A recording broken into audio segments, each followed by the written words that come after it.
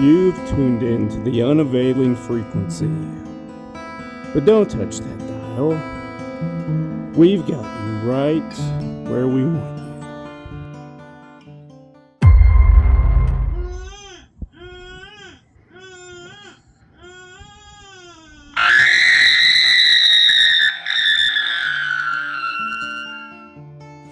My name is Javon Lawson, and I've been trying to convince myself that what I experienced in those woods was nothing more than a dream shaped by stress, isolation, and my imagination.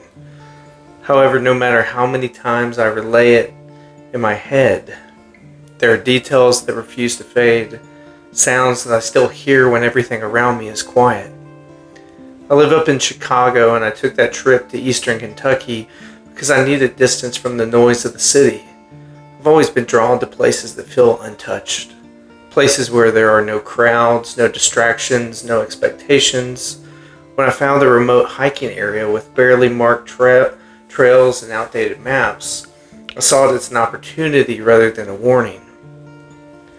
The trailhead itself should have made me reconsider. The wooden sign was cracked, it was faded from years of exposure, and the mat beneath it was so worn that most of the markings were illegible. Still, I convinced myself that I didn't need it.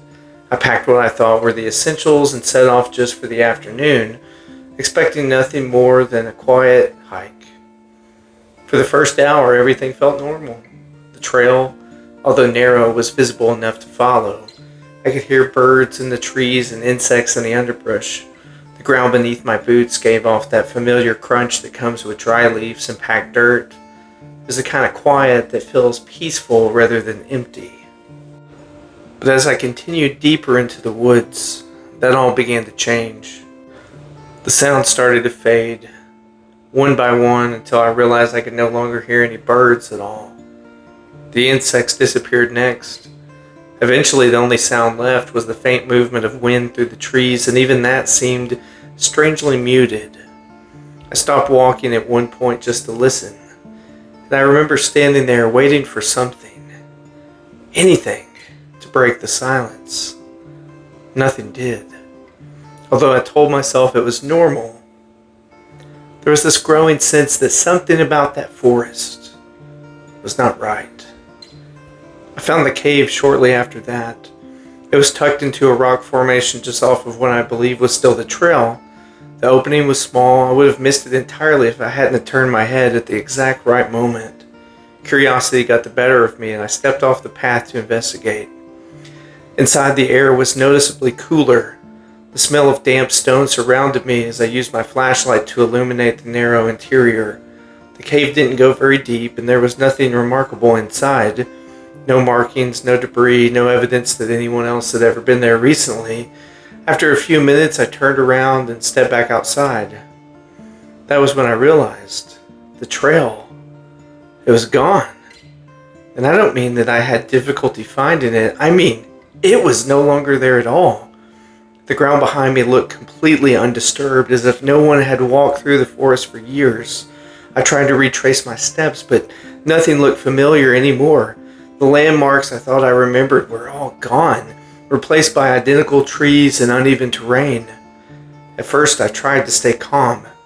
I told myself it had simply become a disorientation. However, when I checked my phone and found that I had no signal, no functioning map, that calm, it began to fade. I started walking in what I hoped was the right direction.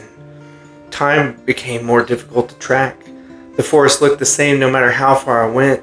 The light flickering through the trees didn't seem to change in any meaningful way. I had this growing sense I was not making any progress at all, and that's when I heard it. At first, it was faint enough that I questioned whether it was real. It sounded like a thin, distant cry. When it came again, I recognized it immediately. It was the sound of a newborn baby crying.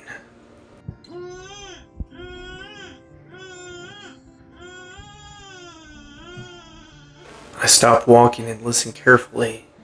The sound came again clearer this time, and it sent a cold feeling through my chest.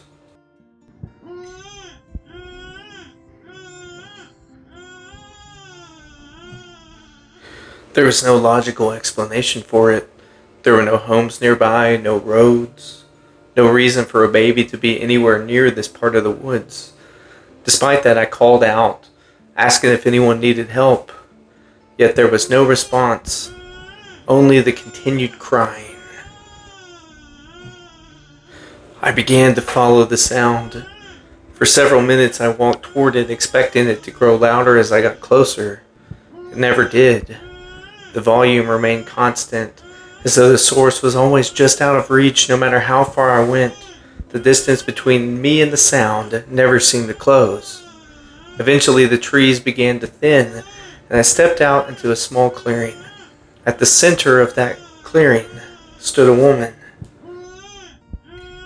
She appeared to be in her mid-30s with dark hair falling straight down her back. She was facing away from me, completely still. The crying sound was coming from her direction. I assumed she must have been holding a baby. I called out to her and asked if she needed help, but she didn't respond.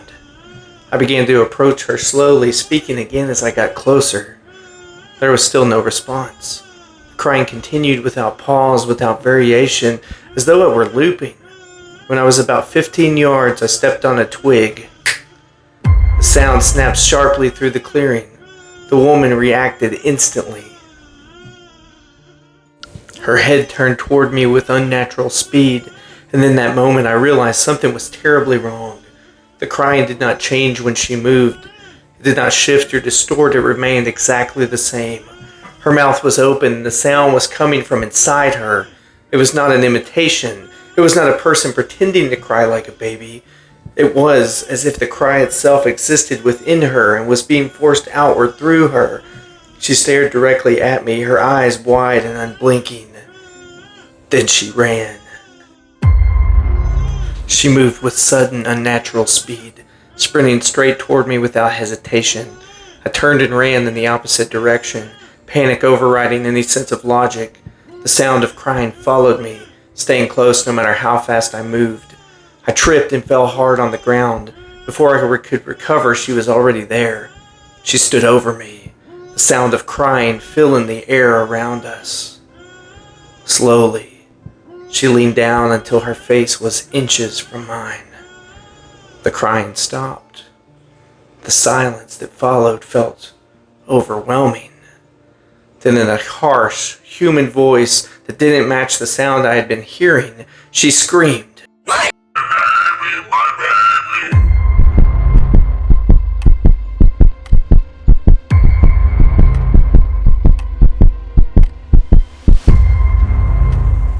And then I woke up. And I was inside my tent, gasping for air, struggling to understand where I was. The darkness around me was broken only by the faint glow of my phone screen. For several seconds, I couldn't separate the dream from reality. Eventually, I convinced myself it had only been a nightmare. However, as I lay back down and I tried to calm myself, slowly, I began to hear it again.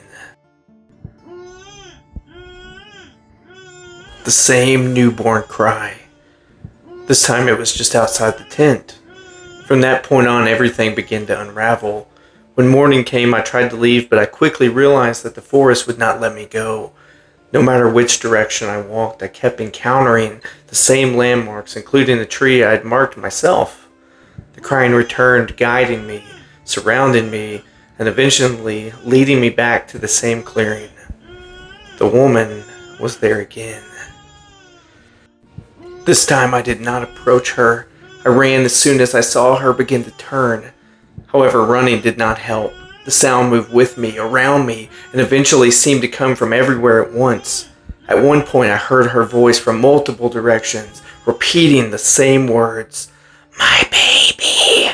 My baby!" When she finally appeared in front of me again, she was closer than before. Something about her had changed. Her body looked the same, but there was a sense that something inside of her was shifting. She told me in a calm, certain voice, "My baby needs a way out." I lost consciousness shortly after that. When I woke up, I was outside my tent, with no memory of how I had gotten there. My knife was missing. There was a fresh cut on my abdomen. That was when I ran. This time, I found the trail.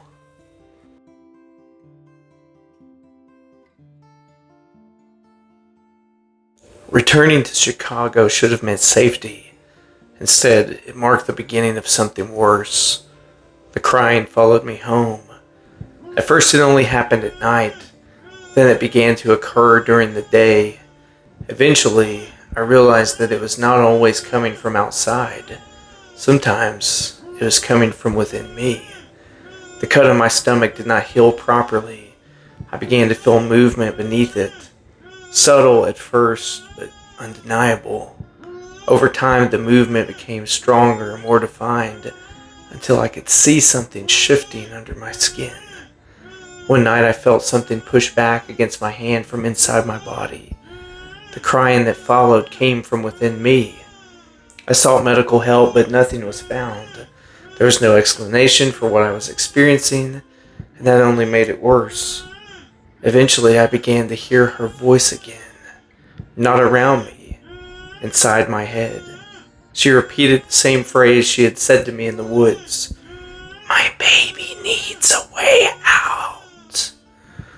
The pressure inside me grew stronger, as if something was trying to emerge. I resisted it, refusing to act on the implication of what she wanted. Then one night everything stopped. The movement disappeared, the crying ceased, the cut on my body vanished completely. For a brief moment I believed it was over. Then I noticed the dirt on my apartment floor and the footprints. Small, bare footprints leading towards my bedroom. Now as I sit here writing this, I can hear something down the hallway. It's not crying anymore. It's breathing. Soft, uneven breathing. Like something small that is still learning how to exist.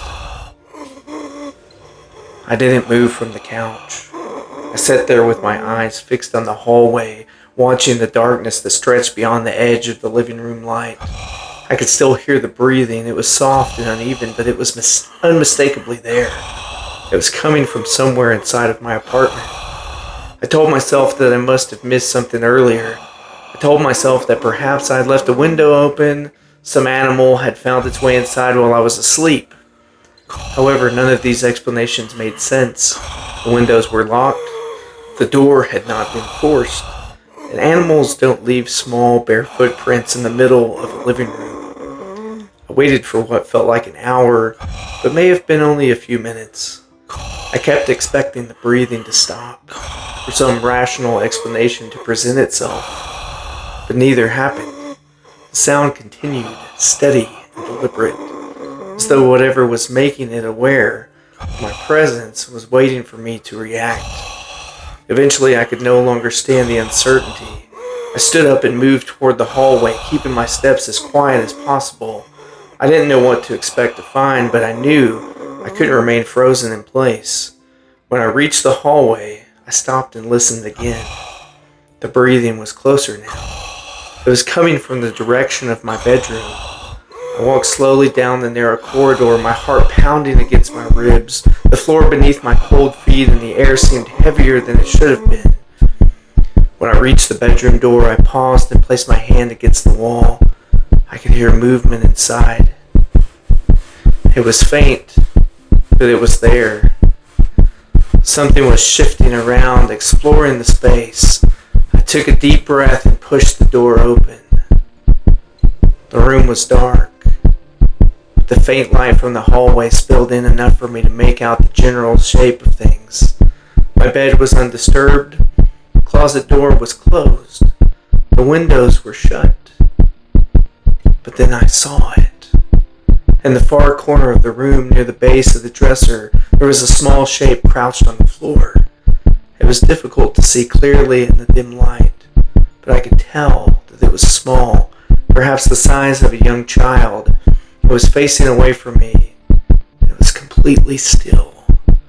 I called out, asking if anyone was there, but there was no response. The shape did not move. I took a step forward and reached for the lamp on the nightstand, my hand trembling as I turned it on.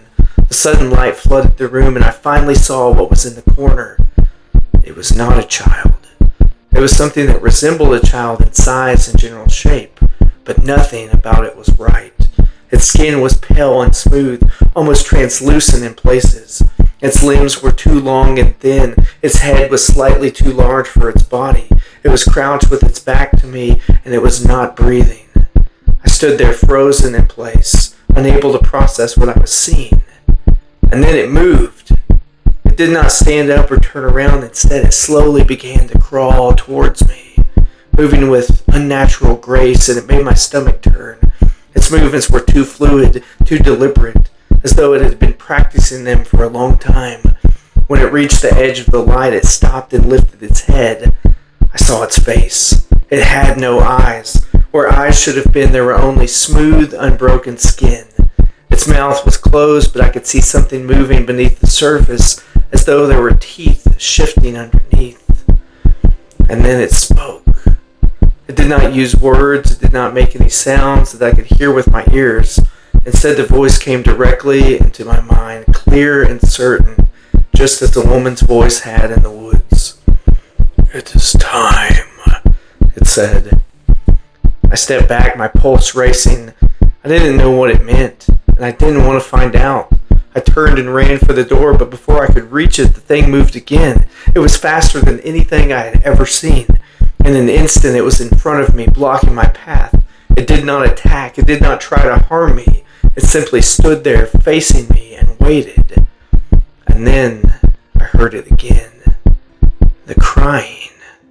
It was not coming from the thing in front of me. It was coming from inside me. I dropped to my knees, clutching my stomach as the sound filled my head. It was louder than it had ever been, and it was accompanied by a sharp, searing pain that made me gasp for air. The thing in front of me tilted its head as though it were listening, and then it spoke again. "It is ready," it said. I do not remember what happened after that. I remember falling to the floor. I remember the pain becoming unbearable, and I remember hearing the woman's voice one last time, speaking from somewhere far away. "My baby." And then everything went dark. Woke up in a hospital. I don't know how I got there. I don't know how much time had passed. The doctors told me I had been found unconscious in my apartment by a neighbor who'd been concerned about not seeing me for several days. They said I was dehydrated, malnourished, but otherwise I looked unharmed. They said there was nothing physically wrong with me. I didn't tell them about the thing in my bedroom. I didn't tell them about the voices in my head. I didn't tell them about the crying. I knew they wouldn't believe me. I was released the next day and told to rest. I've now returned to my apartment since then. I've been staying with a friend in another part of the city, trying to convince myself that I was experiencing nothing more than a breakdown brought on by stress and isolation. But I know the truth. I can feel it. Not in my stomach anymore, in my head. Something moves. Sometimes when I am alone, I hear it. The breathing. Soft. Uneven. Close. And sometimes when I close my eyes, I see it. The thing with no eyes. Waiting. Watching. Knowing. I don't know what it wants. I don't know what it's waiting for. But I know that it is not finished. And I know it will find me again. Because I'm not the one who was taken. I'm the one who was chosen. And somewhere in those woods of eastern Kentucky, there's a woman standing in a clearing, waiting for her baby to come home.